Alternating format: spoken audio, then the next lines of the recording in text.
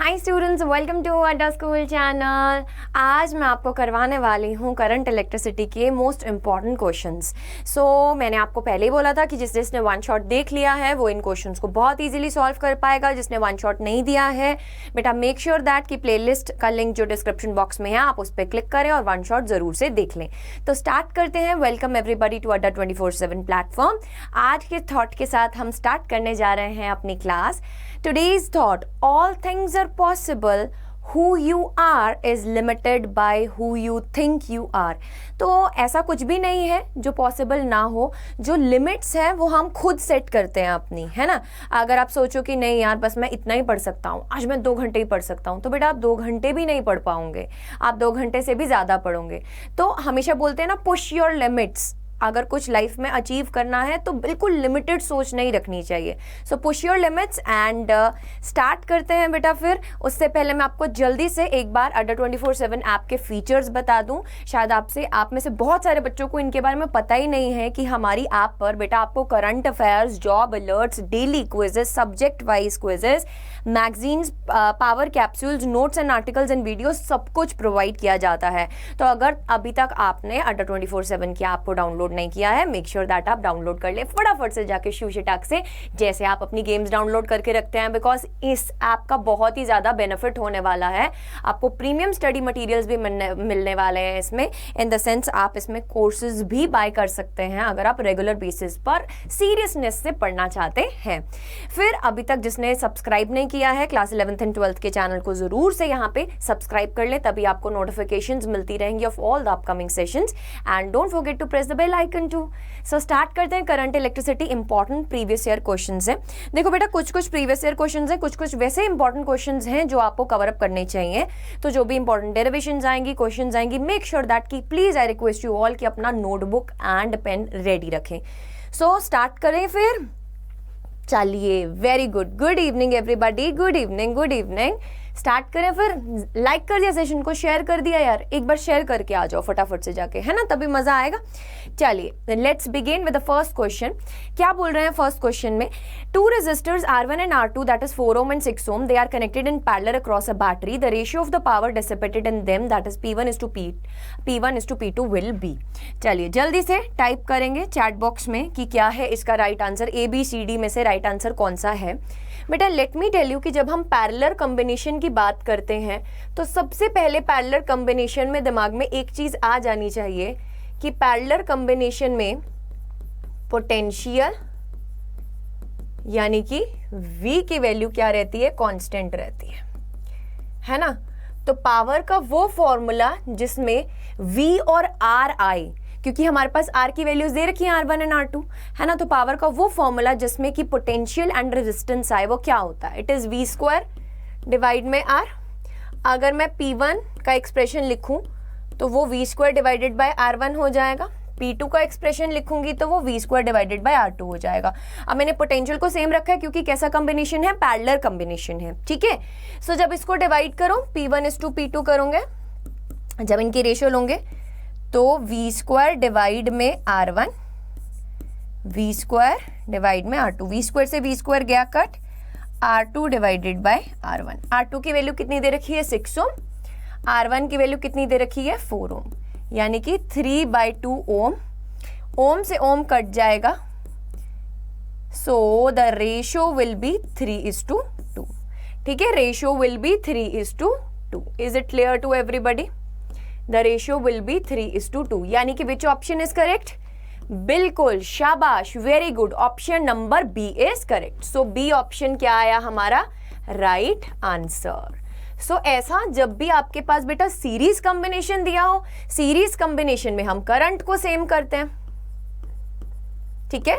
Series combination में current को same करते हैं, उस टाइम पर हम पावर का कौन सा फॉर्मूला लगाएंगे? I² इंटू R वाला, ठीक है। I² इंटू R वाला। सीरीज में वो अप्रोच रहेगी, पैरेलल में क्या सेम रहता है? पोटेंशियल सेम रहता है। नेक्स्ट क्वेश्चन पे आ जाइए।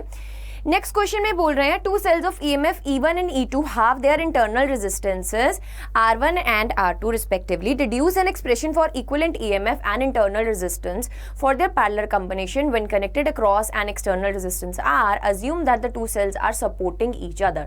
पहले तो हमको कुछ कुछ वर्ड्स का मतलब सीखने की जरूरत है इस क्वेश्चन में. देखो कुछ कुछ कीवर्ड्स इसमें से हम क्या करने वाले हैं, इंसर्कल करने वाले हैं. दो सेल्स लगे हैं EMF E1 एंड E2 के, उनकी internal resistances R1 and R2 हैं. आपको डिड्यूस करना है एक्सप्रेशन किसका, इक्विवेलेंट EMF का एंड इंटरनल रेजिस्टेंस का. जब वो किस तरीके से कनेक्टेड है, पैरेलल कनेक्टेड है. कैसा कॉम्बिनेशन है, पैरेलल कॉम्बिनेशन है. और वो आपको बोले कि उस टाइम पर आपके पास एक्सटर्नल रेजिस्टेंस कितना है R. अज्यूम करना है कि वो दो सेल्स क्या कर रहे हैं, सपोर्ट कर रहे हैं ईच अदर को. बेटा सपोर्टिंग कंडीशन मतलब सपोर्टिंग सेल्स कौन से होते हैं, अगर आपको यही नहीं पता तो आपका क्वेश्चन यहीं पर खत्म हो जाएगा, है ना. आपको देखो ना, अगर आपको इसका मतलब ही नहीं पता तो क्वेश्चन खत्म होने का मतलब क्या, आप सॉल्व ही नहीं कर पाओगे तो क्वेश्चन खत्म ही तो हो गया कि नहीं. बोलो. सपोर्टिंग सेल्स का मतलब है कि positive of one cell is connected with positive of other cell. Positive positive के साथ कनेक्टेड, नेगेटिव नेगेटिव के साथ कनेक्टेड, ऐसे टाइप के कॉम्बिनेशन को अपन क्या बोलेंगे, सपोर्टिंग सेल्स बोलेंगे. ठीक है. अगर एक का पॉजिटिव दूसरे के नेगेटिव के साथ बोलेंगे तो अपोजिंग सेल्स होता है वो. ठीक है, क्लियर. सपोर्टिंग का मतलब समझ में आ गया. सपोर्टिंग का मतलब समझ में आ गया कि positive of first cell is connected with positive of second cell. ठीक है. अब ये डेरिवेशन मैंने आपको करवा रखी है, ये डायग्राम समझा के जिसने वन शॉट. अब इसकी डेरिवेशन कहाँ पे मिलने वाली है आपको, वन शॉट में मिलने वाली है. वन शॉट करंट इलेक्ट्रिसिटी का आप इसी चैनल पे देखेंगे तो आपको इसकी डेरिवेशन मिलेगी. मैं एक बार दोबारा से रिवाइज करवा देती हूँ मैंने कैसे डिराइव करवाया था इसको. बेटा यहाँ पे हमने दो सेल्स लिए थे, देखो पॉजिटिव पॉजिटिव के साथ कनेक्टेड, नेगेटिव नेगेटिव के साथ कनेक्टेड. यहाँ पर इनकी दो इंटरनल रेजिस्टेंसेस बना रखी हैं साथ में R1 एंड R2. ठीक है. A and B are the 2 points. अगर मैं बोलूं कि यहाँ पर मैंने कुछ भी सर्किट कनेक्ट किया है, टोटल करंट यहाँ से जो निकल रहा है वो I निकल रहा है, और टोटल करंट जो यहाँ पर एंटर होगा वो भी क्या होगा, I होगा. अब बेटा ये जो I है वो दो पार्ट्स में डिवाइड हो गया, किसमें, I1 and I2. First cell का करंट I1, सेकंड सेल का करंट I2. अब आपने दो पाथ्स चूज किए थे, पाथ 1 पाथ 2. पाथ वन से हमने एक इक्वेशन बनाई थी. बोलो, अगर मैं टोटल करंट बोलूं, टोटल करंट आपको दिख रहा है I1 प्लस ऑफ I2 है. दो पाथ से हमने दो इक्वेशन बनाई थी. फर्स्ट पाथ से हमने I1 निकाला था, सेकंड पाथ से हमने I2 निकाला था और इसमें सब्स्टिट्यूट कर दिया था. पाथ 1 में हम कैसे चले थे, इस तरीके से चले थे. Potential at A point was V है. उसके बाद हमने बोला था हाई टू लो जा रहे हैं, लास्ट में जो भी आएगा उसको विद साइन लिखेंगे. यानी कि जब हमारा पाथ इस तरीके से लास्ट में नेगेटिव पोटेंशियल आ रहा है, लो पोटेंशियल तो माइनस. अब आपके पास करंट यहाँ पे चेक करो बेटा, तो लो टू हाई. इस टाइम पर हम कैसे जा रहे हैं, लो टू हाई. करंट कैसे जाता है, हाई टू लो. लास्ट में हाई आ रहा है बेटा, इसके अक्रॉस पोटेंशियल ड्रॉप कैसे लिखोगे, I1 into R1 which is equals to potential at this point VB, है ना. इसको सिंप्लीफाई करा था, यहाँ से I1 का एक्सप्रेशन आ गया था. बोलो याद है, I1 का एक्सप्रेशन आ गया था. जल्दी से everybody right in the chat box. I1 का expression EMF E1 minus of V divide में EMF minus of V divide में, बोलो डिवाइड में R1, that is the internal resistance of first. ये आ गया था निकल के. बोलो, this was equation number 2. Similarly बेटा हमने पाथ 2 से I2 का एक्सप्रेशन निकाला था, वो क्या आया था, EMF2 minus of V divided bye R2. ये आपके पास I2 की वैल्यू आ गई थी. I1 और I2 की वैल्यू को यहां सब्स्टिट्यूट किया था, आपके पास रिस्पेक्टिवली इक्विवेलेंट EMF और इक्विवेलेंट रेजिस्टेंस आ गई थी. कंपेयर करके विद द स्टैंडर्ड इक्वेशन, अगर मैं इसी सर्किट को कंपेयर करके एक सर्किट बना दूं, इस सर्किट के इक्विवेलेंट बेटा मैं एक सर्किट बना दूं, तो यहां से देखो, यहां पे आपके पास I1 I2 आएगा, इधर आप पुट करोगे, वहां पे आप क्या करोगे बेटा, उसको V की फॉर्म में लेकर आओगे, टर्मिनल पोटेंशियल की फॉर्म में लेकर आओगे. टर्मिनल पोटेंशियल बेटा V is equals to E equivalent minus of I into R equivalent के बराबर होता है. जब कंपेयर करोगे तो आपके पास E इक्विवेलेंट की कंडीशन क्या निकल के आएगी, बोलो.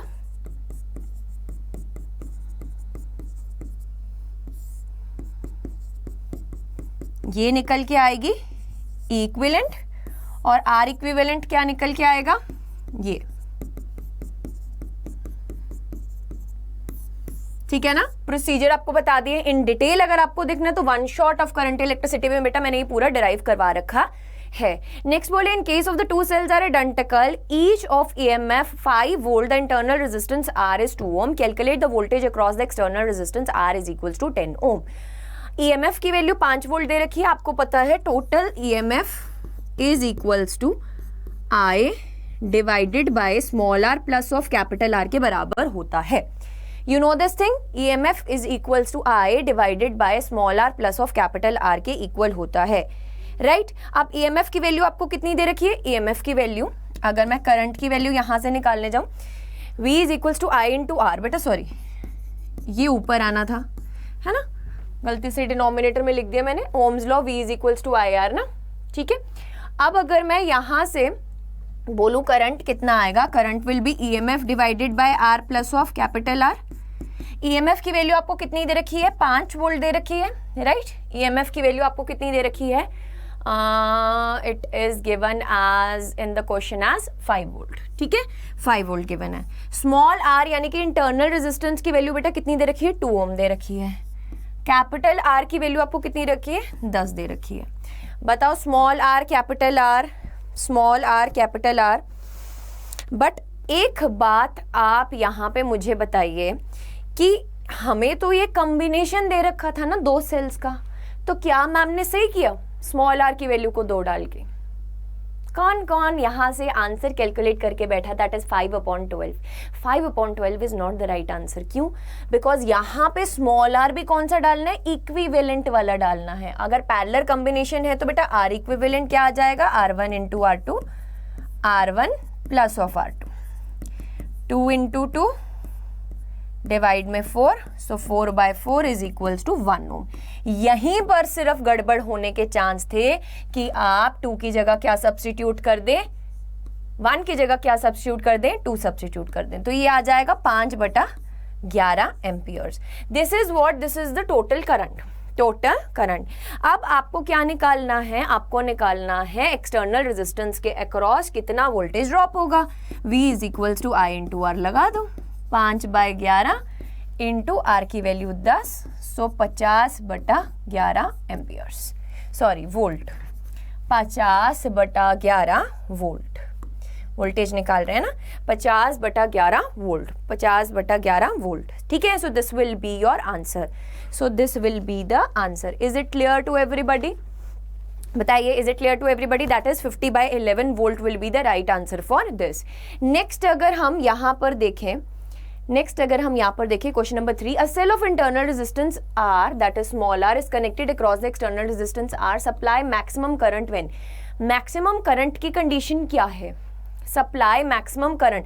देखो बेटा यहाँ पे मैक्सिमम करंट की बात हो रही है, मैक्सिमम पावर की बात नहीं हो रही। सबसे पहली बात, मैक्सिमम करंट कैसे निकाल सकते हो आप, बोलो maximum current is equals to EMF divided में small r plus of capital R। इसको मैक्सिमम करना है तो इसको मिनिमम करना होगा। अब हमारे हाथ में क्या है, स्मॉल r कैपिटल R में से कैपिटल R को कंट्रोल करना, स्मॉल r को तो हम कंट्रोल कर ही नहीं सकते। इसको मिनिमम करने के लिए फुल टर्म को बेटा हम कैपिटल R को क्या पुट कर देंगे, 0, यानी कि no external resistance. In that case current will be maximum, ठीक है, in that case current will be maximum. So option number D, ठीक है, ऑप्शन नंबर डी। नेक्स्ट आ जाओ, in a current carrying conductor the ratio of the electric field, the ratio of the electric field and current density at a point is called as, the ratio of electric field and current density is defined as what. चलो जल्दी से solve करो, बोलो। In a current carrying conductor ratio of electric field and current density at a point किसके equal है? शाबाश, जल्दी से ऑप्शन देंगे, A B C D में से कौन सा ऑप्शन करेक्ट होगा? Microscopic forms of Ohm's law, microscopic form of Ohm's law, बताओ क्या होता है? J is equals to sigma into E के बराबर होता है। बेटा यहाँ से 1/σ E/J के बराबर आया। बताओ जिसने भी कंडक्टिविटी लिखा है ना, बिल्कुल गलत लिखा है, मैं बता दूं। कंडक्टिविटी जिसने भी आंसर किया है वो बिल्कुल गलत आंसर किया है। लेट मी टेल यू बेटा, E अपॉन सिग्मा का रेशियो आपको पूछा गया है, सॉरी E अपॉन J यानी कि करंट डेंसिटी का आपको रेशियो पूछा गया है। ये किसके बराबर आया? 1 अपॉन कंडक्टिविटी। 1 अपॉन कंडक्टिविटी किसके बराबर होता है? रेजिस्टिविटी के बराबर होता है। ठीक है, वहां पे रेशियो ध्यान से देखना था किसका पूछा है, ये किसके बराबर होगा? रेजिस्टिविटी के बराबर होगा, यानी कि option number what? Option number A. ठीक है, A option is the right answer for this. Next आ जाइए, what they are saying is define the term mobility of a charge carriers in the current carrying conductor, obtain the relationship between from mobility in terms of relaxation time. Mobility क्या होता है? कोई भी charge carriers कितना easily move कर सकते हैं उसको हम बोलते हैं, उसको हम डिफाइन करते हैं as mobility in the easiest language. But अगर हम प्रॉपर डेफिनेशन बोलें तो कैसे बोलेंगे? The mobility of the charge carrier is defined as the magnitude of the drift velocity of the charge carrier per unit electric field. ठीक है, mobility is defined as what? Vd का magnitude divided by electric field. अच्छा, अब expression derive करना है, relation derive करना है with relaxation time. बेटा Vd की वैल्यू आपने फाइंड करी थी, क्या होती है? अगर मैं मैग्नीट्यूड वाइज बोलूं, small e capital E divided by m into tau, where E is what? Electronic charge, capital E is electric field, small m is mass of electron, tau is average relaxation time, average relaxation time। ठीक है, अब mobility में ये put कर दो,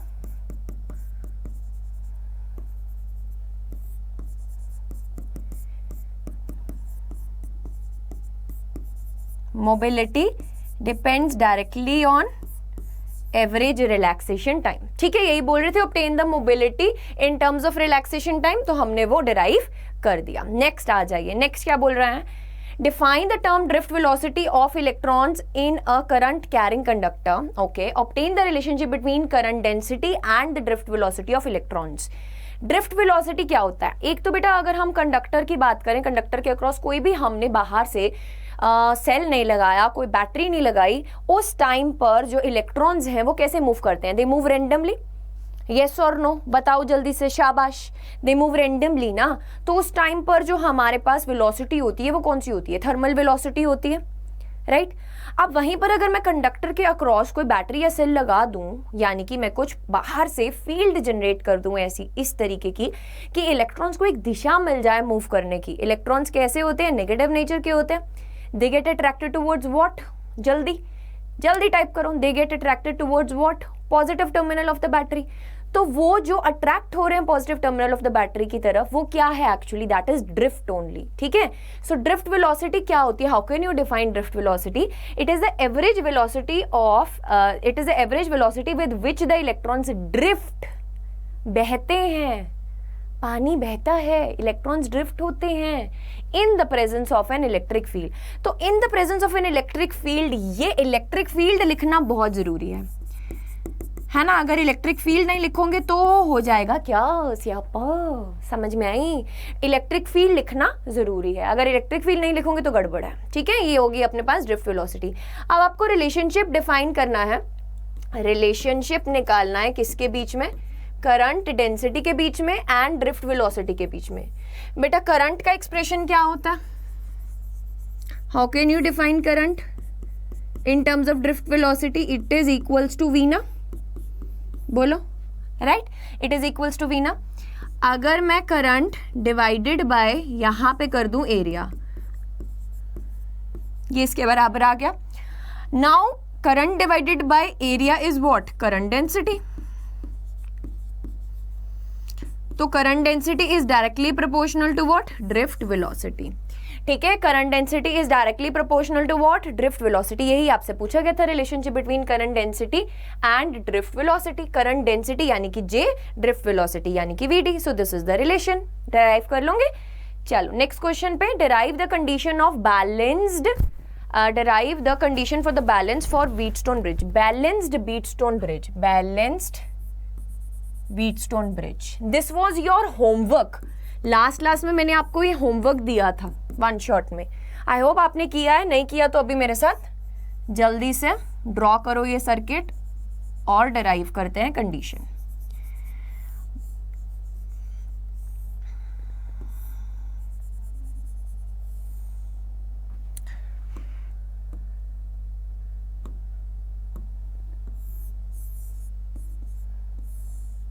circuit बना लो बेटा, 4 resistor बनेंगे इसमें, कौन कौन से बोलो? R1, R2, R1, R2, R3, R4, ठीक है, R1, R2, R3, R4।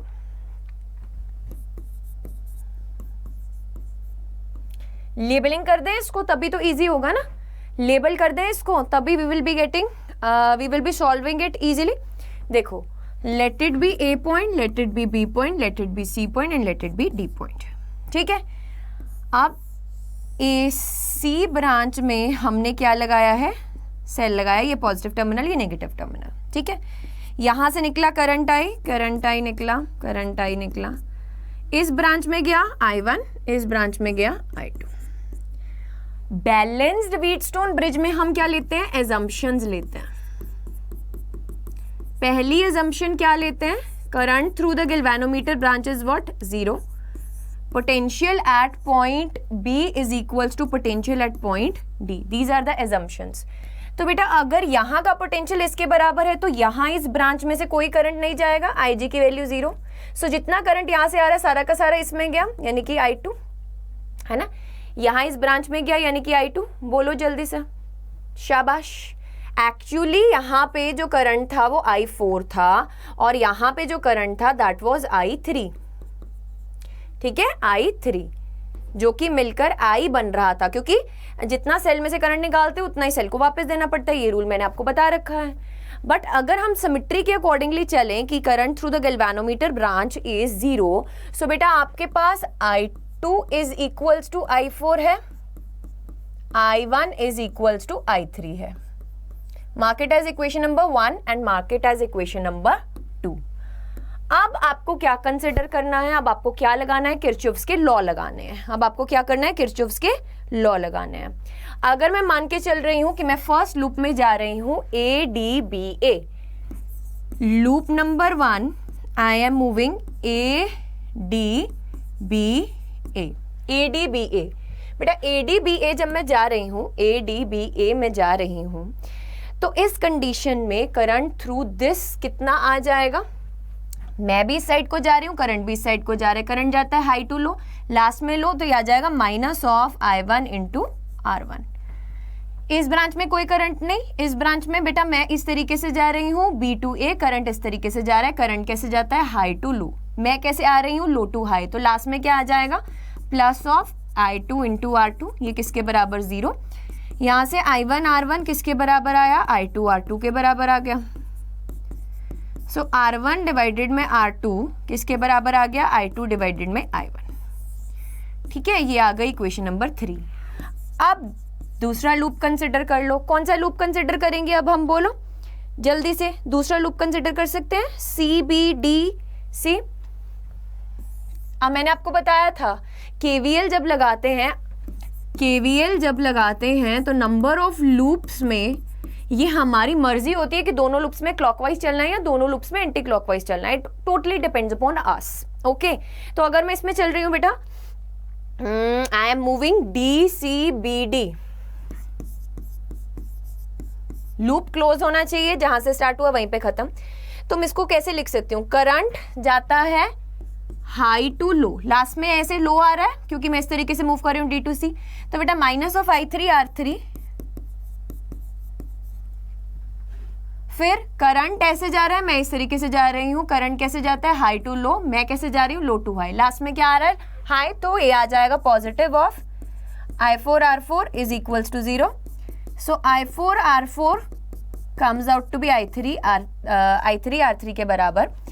So I3 divided by I4 comes out to be R4 divided by R3।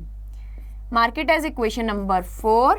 Using first and 2 in equation number 4, we get what? I1 divided by I2 is equals to R4 divided by R3. Using first and second and fourth. ये कौन सी equation number आ गई? ये आ गई equation number 5, right. अब compare करो third and fifth को, आपके पास क्या आया? I1 I2 तो बराबर ही है ना। इसको अगर हम और रीअरेंज करके लिख लेते हैं तो बेटा I2 बाय I1 निकाला है, I2 बाय I1 की जगह अगर मैं I1 बाय I2 निकालूं तो वो किसके बराबर आता है? R2 बटा R1 के बराबर आता है। तो मेरे पास बैलेंस व्हीटस्टोन ब्रिज की कंडीशन आ गई that R2 divided by R1 this divided by this is equals to this divided by this. Hence proved, hence proved. I hope आपने यही किया होगा और इस तरीके से ही सॉल्व किया होगा अपने होमवर्क क्वेश्चन में, ठीक है, अपने होमवर्क क्वेश्चन में। चलिए नेक्स्ट क्वेश्चन पे चलते हैं। The electric resistance of a conductor, इसमें से कौन सा चीज सही है? शाबाश, जल्दी जल्दी से कमेंट सेक्शन में बताएंगे इसमें से कौन सा चीज सही है। The electric resistance of a conductor, बेटा R is equals to rho L by A। First check करो, where is directly proportional to area of cross section. तो फर्स्ट तो नहीं हो सकता, ठीक है, फर्स्ट तो नहीं हो सकता। Decreases with increase in the temperature. अगर कंडक्टर की बात करें तो कंडक्टर के केस में जो रेजिस्टेंस है वो inversely proportional to 2n, inversely proportional to n रहती है। ये वाला फैक्टर कंट्रीब्यूट करता है। जैसे टेम्परेचर इंक्रीज होता है, रिलैक्सेशन टाइम डिक्रीज, रेजिस्टेंस की वैल्यू डिक्रीज, रेजिस्टेंस की वैल्यू डिक्रीज। तो यहाँ पे क्या बोल रहे हैं आपके पास? The electric resistance of a conductor decreases with the increase in temperature, decreases with the increase in temperature। Relaxation time कम होता है, रेजिस्टेंस बढ़ती है। बेटा रेजिस्टेंस बढ़ती है, कम नहीं होती। ये देखो ना, इनवर्सली प्रोपोर्शनल है।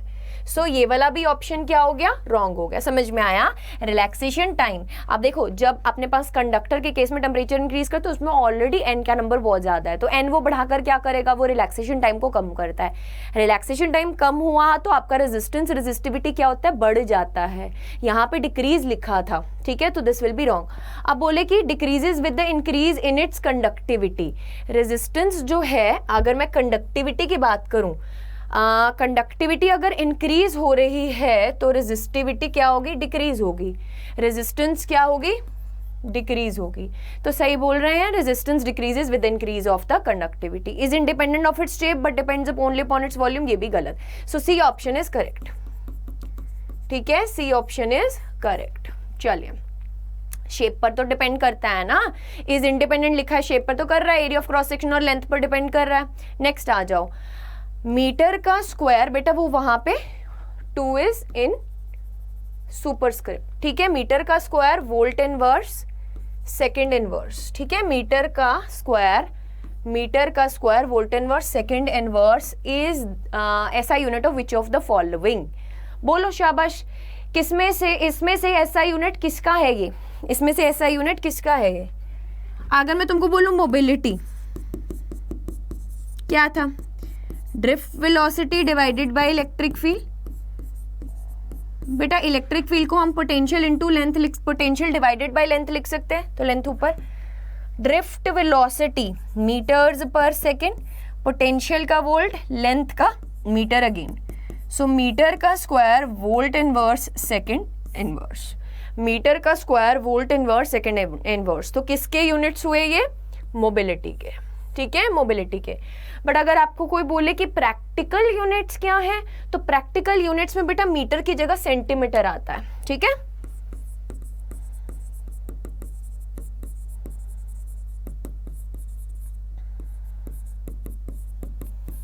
प्रैक्टिकल यूनिट्स में ये आता है, ठीक है, मोबिलिटी के।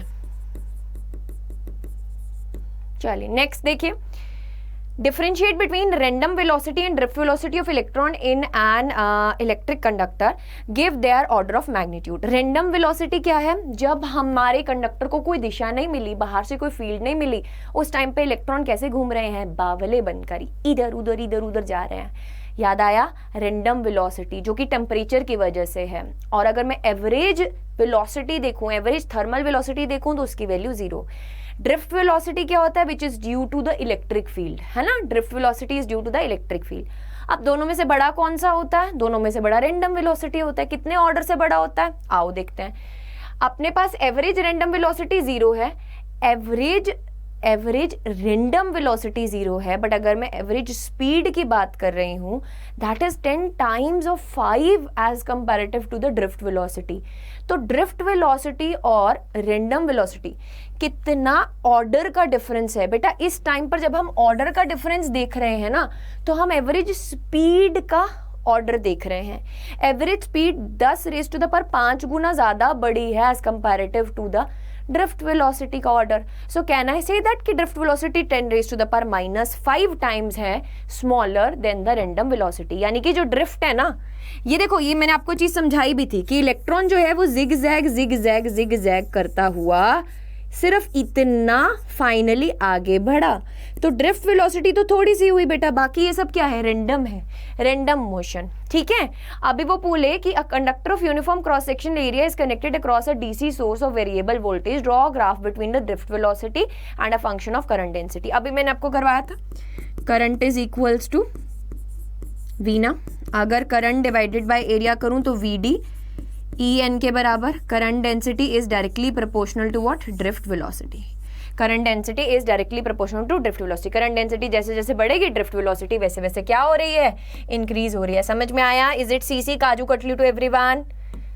काजू कटली सीसी टू एवरीवन? चलिए बहुत बढ़िया, नेक्स्ट आ जाइए, important one. A cell of EMF E and internal resistance R is connected across a variable external resistance R. The graph of the terminal voltage difference V as a function of R is. V as a function of R is क्या होगा? जल्दी से, शाबाश। V as a function of R क्या होगा, जल्दी से बताइए। अब देखो बेटा, अपने पास EMF क्या होता है? EMF में अपने पास, अगर मैं टोटल बोलूँ, EMF में अपने पास जो एक्सप्रेशन आता है I capital R plus small R होता है। बोलो, capital R plus small R होता है। अब अगर मैं बोलूँ तुम्हें terminal voltage is equals to EMF minus of I into R, तो तुम्हें कोई प्रॉब्लम नहीं होनी चाहिए। यहाँ से बेटा अगर मैं फाइंड करना चाहती हूँ आई की वैल्यू, तो what I can do is I R is equals to EMF minus of V, R is equals to EMF minus of V divided by R. Sorry, I is equals to EMF minus of V divided by R। ये I की value आ गई, बोलो, ये I की value आ गई सबके पास। I is equals to EMF minus of V, I is equals to EMF minus of V divided by R। ठीक है, डिवाइडेड बाय R। या फिर आई can do one more thing, है ना, आई can do one more thing. इसको ऐसे छोड़ो, क्योंकि हमको जो रिलेशन देखना है वो देखना है ना, वो हमको देखना है V और R, कैपिटल R के बीच का, V और कैपिटल R के बीच का क्या देखना है, रिलेशन देखना है। Terminal voltage is equals to EMF minus of, terminal voltage is equals to EMF minus of IR, ये तो सबको पता है। I की वैल्यू को क्या करो, देखो यहाँ से EMF को हम लिख सकते हैं V प्लस ऑफ IR, यहाँ पर I की वैल्यू डाल दो ये वाली, यहाँ पे I की वैल्यू डाल दो यहाँ से, क्योंकि कैपिटल R की टर्म्स में चाहिए ना, तो बेटा कैपिटल R इंट्रोड्यूस भी तो करना है ना इसमें। I की वैल्यू सब्स्टिट्यूट करो, कितना आया, EMF डिवाइडेड में capital R plus of small r into small r, right. अभी मेरे को क्या करना है, टर्मिनल वोल्टेज को इस साइड लेकर जाओ, EMF को उस साइड ले जाओ। ये एक्सप्रेशन आया बेटा। यहाँ से terminal voltage is equals to EMF अगर मैंने कॉमन निकाल लिया 1 माइनस ऑफ 1, स्मॉल r को भी अगर मैं नीचे ले आऊं तो स्मॉल r के नीचे जब आएगा तो 1 देगा, 1 plus capital R divided by small r। अब देखो ध्यान से, टर्मिनल वोल्टेज की मैक्सिमम वैल्यू कितनी हो सकती है, EMF के बराबर हो सकती है। मैक्सिमम वैल्यू कितनी हो सकती है, EMF के बराबर हो सकती है। उसके बाद तो वैसे कमी होगी, यानी कि नेगेटिव ऑफ समथिंग होगी। मैक्सिमम हम क्या ले सकते हैं बेटा, जब स्मॉल r कैपिटल R के अगर मैं यहाँ पे बोलूँ कि आपके पास ये वाला टर्म पूरा क्या हो जाए, 0 हो जाए, तो मैक्सिमम आपके पास वैल्यू कितनी आ सकती है, EMF के बराबर आ सकती है। तो आपके पास जो टर्मिनल वोल्टेज की मैक्सिमम वैल्यू सैचुरेट कितनी हो सकती है बेटा, EMF के बराबर हो सकती है। ठीक है, it will be equals to what, it will be equals to EMF। Is it clear, is it clear to everybody? CC है, शाबाश। कि मैक्सिमम टर्मिनल वोल्टेज की वैल्यू कितनी हो सकती है, EMF के बराबर, यानी कि B ऑप्शन। या तो EMF होगी, EMF के बराबर होगी, या उससे कम होगी, है ना, या तो EMF के बराबर होगी या उससे कम होगी। अ सेल ऑफ ईएमएफ अगर बेटा इज, ठीक है, अगर कुछ भी नहीं लिया हुआ तो हम कौन सा केस लेंगे, डिस्चार्जिंग वाला केस लेंगे। तो ये तो कॉमन सेंस भी था ना, जो हम मार्केट से सेल लेकर आ रहे हैं उसके ऊपर जो पोटेंशियल की वैल्यू है वो क्या है, वो ईएमएफ के बराबर है, या तो उतना हो सकता है या फिर उससे कम होगा। अगर कुछ भी नहीं दिया हुआ तो डिस्चार्जिंग वाला केस लेना बाय डिफॉल्ट। नेक्स्ट क्वेश्चन पे आ जाओ। A uniform wire of resistance 2R is bent to form a circle. ये हमने एक वायर को बेंट किया in the form of circle जिसका रेजिस्टेंस कितना था, 2R था। अब the effective resistance between any two ends of the diameter of the circle is, अगर मैं यहाँ पे बोलूँ दिस इज द डायमीटर, तो बेटा इतने पार्ट का रेजिस्टेंस R रह गया, इतने पार्ट का रेजिस्टेंस R रह गया, ये दोनों क्या बन गए, पैरेलल बन गए। यानी कि this is equivalent to what, कि हमने दो पैरेलल रेजिस्टर्स लगाए हैं, है ना, दो पैरेलल रेजिस्टर लगाए हैं, इसके क्रॉस कुछ भी सोर्स कनेक्ट किया तो ये क्या होगा, पैरेलल होगा। तो 1/R equivalent is equals to 1/R plus 1/R which is equals to 2/R। So यहाँ से R इक्विवेलेंट किसके इक्वल आ गया, R/2। रिवर्स करना मत भूलना, बस ये गड़बड़ मत कर देना, रिवर्स करना मत भूलना। So R/2 is the right answer. Next आ जाओ। A wire of length L0 has a resistance R0। एक वायर है जिसकी लेंथ L0 है, उसका रेजिस्टेंस कितना है, R0 है। It is gradually stretched till its length becomes 2L। इसकी लेंथ को इसको स्ट्रेच किया गया जब तक इसकी लेंथ कितनी ना हो गई, 2L ना हो गई। Plot a graph showing the variation of resistance with its length. Okay, what will be the resistance when its length becomes 2L। जब इसकी लेंथ 2L हो रही है तो आपको पता है रेजिस्टेंस किसके इक्वल होता है, रो L/A के बराबर होता है। अब कौन कौन ऐसा विद्यार्थी है जो बोलेगा कि लेंथ बढ़ रही है तो रेजिस्टेंस इसकी डायरेक्टली प्रोपोर्शनल, तो R जो है वो आपके पास सीधा मैम 2 गुना हो जाएगा। आपका क्वेश्चन हो जाएगा गलत। क्यों? क्योंकि वहाँ पे एरिया के बारे में तो कुछ बोला नहीं गया, तो इसका मतलब एरिया चेंज नहीं होगा क्या? सोच के देखो, कॉमन सेंस। अगर कोई वायर है, कोई रबड़ बैंड कोई ले लो, अगर पहले इसकी लेंथ L0 थी, है ना, इसकी लेंथ L0 थी, मैंने इसको खींच के 2L0 कर दिया, मेरा रबड़ बैंड हो जाएगा खराब? नहीं। अगर मैं यहाँ पे बोलूँ, इसको इमेजिन करो वायर ये L0 थी, इसको खींच के हमने कितना कर दिया, 2L0 कर दिया। बेटा वॉल्यूम तो सेम रह रहा है ना, एरिया भी तो बदल रहा है, एरिया भी चेंज होगा बट वॉल्यूम तो सेम रहेगा। अगर वॉल्यूम सेम रखने के लिए मैं ऊपर नीचे L से मल्टीप्लाई कर दूं, बेटा एरिया इंटू लेंथ क्या हो गया आपके पास, वॉल्यूम। सो अगर मैं R ओल्ड निकालूं, R ओल्ड रो L0 का स्क्वायर डिवाइडेड बाय वॉल्यूम के बराबर। R न्यू में आपकी जो लेंथ है वो कितने गुना से बढ़ रही है, 2 गुना से बढ़ रही है। वॉल्यूम अभी भी क्या रह रहा है, सेम रह रहा है। सो R old divided by R new, L0 का स्क्वायर डिवाइडेड बाय 4 L0 का स्क्वायर। L0 के स्क्वायर से L0 क्या, 1/4। सो बेटा R न्यू किसके इक्वल आ गया, 4 टाइम्स ऑफ R ओल्ड के बराबर। यानी कि कितने टाइम से इंक्रीज हो रहा है, 4 टाइम से इंक्रीज हो रहा है। कितने टाइम से इंक्रीज हो रहा है, 4 टाइम्स से इंक्रीज हो रहा है। Question number 14, very important question. What they are saying in this question is, 2 metallic rods each of length L, area of cross section, each of length L, area of cross section A1, A2, having resistivities as ρ1 and ρ2 is in parallel combination, obtain the expression for the effective resistivity। बेटा आपको पता है 1/R equivalent in the case of parallel 1/R1 plus 1/R2 के बराबर हो जाता है। and you know the relation that R is equals to ρ L/A, right? so यहाँ पे R equivalent की जगह मैं 1/ρ equivalent लिख सकती हूँ, बोलो, into L डिवाइडेड में एरिया। एरिया कौन सा आएगा, कॉमन वाला, A1/A2। A1 plus of A2, length तो कॉमन है ना दोनों की, बोलो, लेंथ तो कॉमन है दोनों की, L के बराबर ही गिवन है, कैपिटल L डाल देती हूँ। टोटल एरिया कैसे आ जाएगा, A1 plus A2 is equals to, यहाँ पे आ जाएगा आपके पास ρ1 L ऊपर A1 plus of A2 ρ2 divided में L। एलसीएम ले लो, ρ1 ρ2 इंटू L, ऊपर आ जाएगा A1।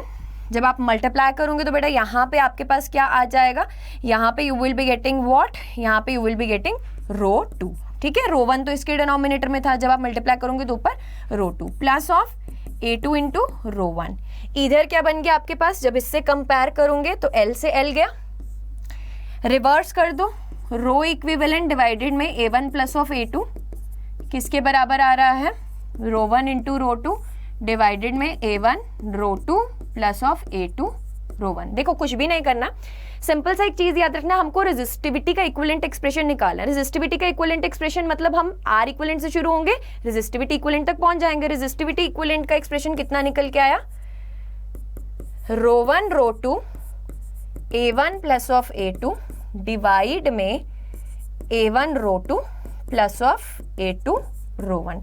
This is equal to R resistivity equivalent का एक्सप्रेशन। ठीक है, this is equal to resistivity equivalent का एक्सप्रेशन। चलिए बस ये चीज का ध्यान रखना कि कुछ कुछ बच्चे क्या गलती करते हैं, A1 के साथ रो 1 लिख देते हैं। A1 के साथ क्या आता है, रो 2 आता है। जब मल्टीप्लाई करोगे ना एलसीएम लेकर, तो A1 के साथ रो 2, A2 के साथ रो 1। नेक्स्ट आ जाओ, show plot of variation of resistivity of conductor and typical semiconductor as a function of temperature. जब टेम्परेचर इंक्रीज करता है, रेजिस्टेंस या फिर यहाँ पे बोला रेजिस्टिविटी, रेजिस्टेंस और रेजिस्टिविटी दोनों का पैटर्न सेम ही रहता है बेटा। कंडक्टर के केस में एंड सेमीकंडक्टर के केस में कौन सा फैक्टर कंट्रीब्यूट करता है? कंडक्टर के केस में टॉ वाला, सेमीकंडक्टर के केस में एन वाला।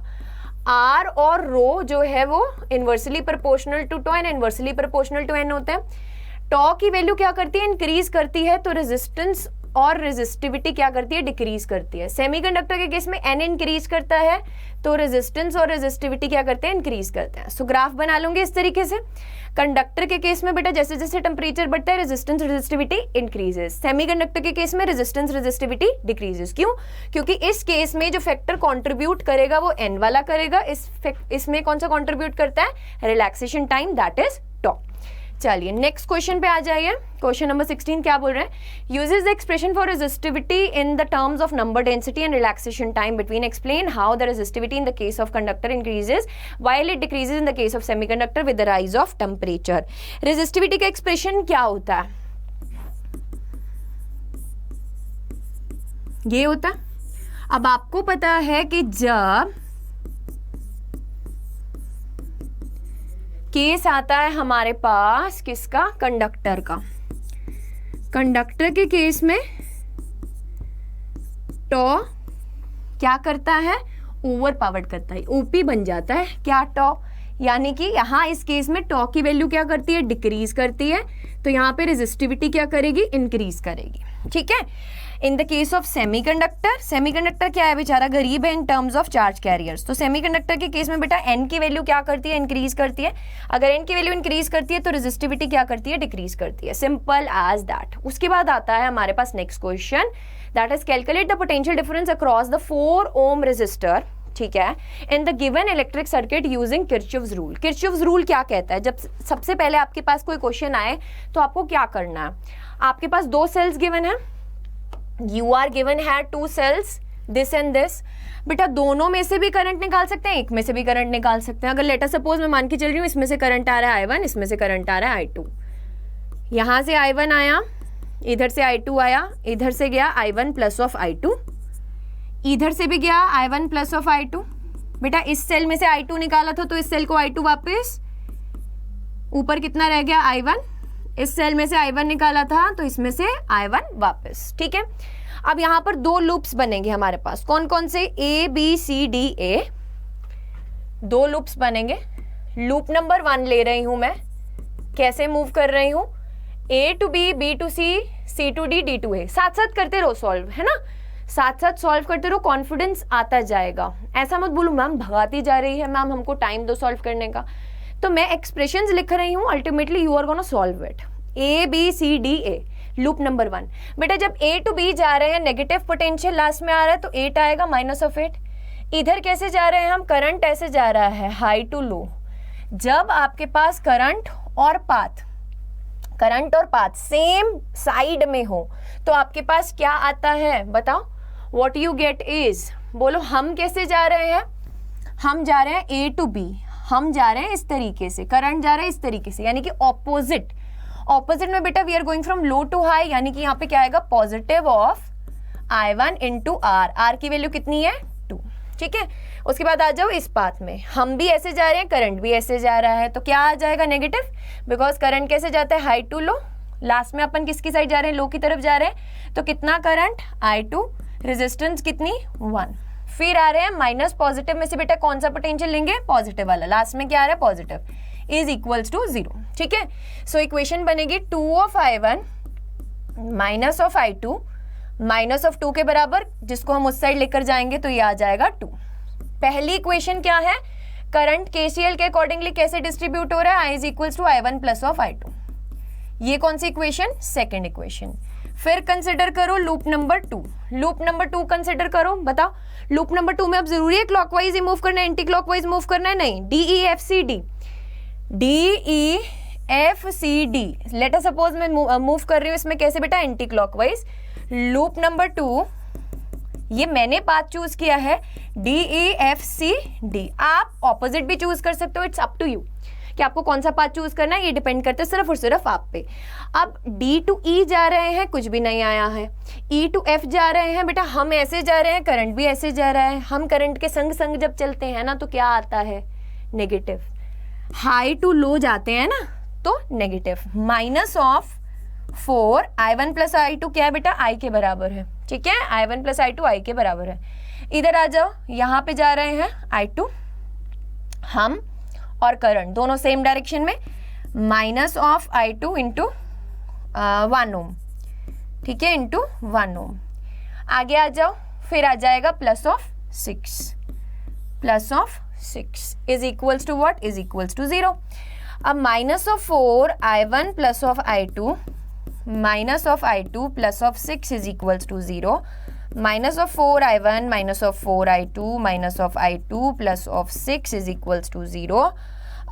ये आ जाएगा minus of 4 I1 minus of 5 I2 plus of 6 is equals to 0।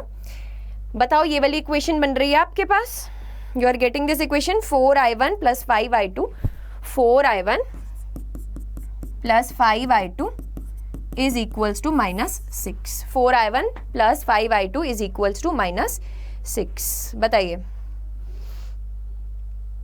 बोलो, शाबाश। Are you getting this as your answer, are you getting this as your answer, बोलो, प्लस ऑफ 6, अच्छा ठीक है। अगर हम इसको इस साइड लेके जा रहे हैं तो ये तो पॉजिटिव ही है ना, तो प्लस ही आएगा, ठीक है बेटा। ये आ जाएगी इक्वेशन नंबर क्या, 3। अब इक्वेशन नंबर 2 और 3 को साइमल्टेनियसली सॉल्व कर लो। क्या करेंगे, इक्वेशन नंबर 2 और 3 को साइमल्टेनियसली सॉल्व करो। क्या है, 2 I1 minus of I2 is equals to 2, और ये है 4 I1 plus of 5 I2 is equals to 6, into 2 करो, 4 I1 minus of 2 I2 is equals to 4 I1 plus of 5 I2 is equals to 6। Subtract कर दो, कितना आ जाएगा, कट जाएगा ये, minus of 7 I2 is equals to minus of 2, ठीक है। So I2 comes out to be 2/7 amperes. I2 की वैल्यू कितनी आ गई, 2/7 एम्पियर्स, ठीक है। I1 की वैल्यू कैसे निकालोगे, बोलो, I1 की वैल्यू शाबाश बोलेंगे।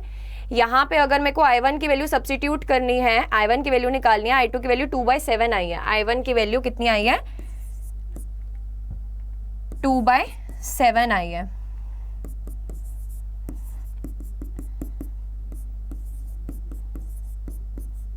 भूत आ गया है सिस्टम में।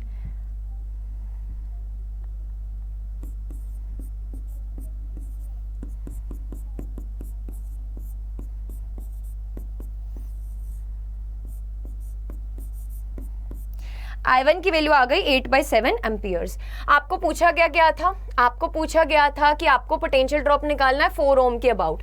4 ओम के अबाउट बेटा टोटल करंट कितना जा रहा है, I, तो टोटल करंट कैसे फाइंड करेंगे हम, I1 प्लस ऑफ I2 करके, I1 प्लस ऑफ I2 करो, कितना है 2/7 और 8/7 यानी कि 10/7 एम्पियर आ जाएगा। तो बेटा आपके पास पोटेंशियल कितना आ जाएगा, I into are,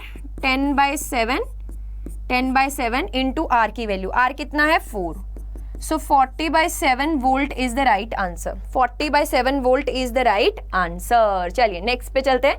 derive the expression for drift velocity of electron in a conductor, hence reduce the Ohm's law. ये मैं नहीं कराऊंगी, ये आपको मिलेगा वन शॉट में। आपको क्या करना है, ड्रिफ्ट वेलोसिटी का एक्सप्रेशन निकालना है, VD is equals to E, capital E tau by M, sorry E capital E divided में m इंटू टॉ।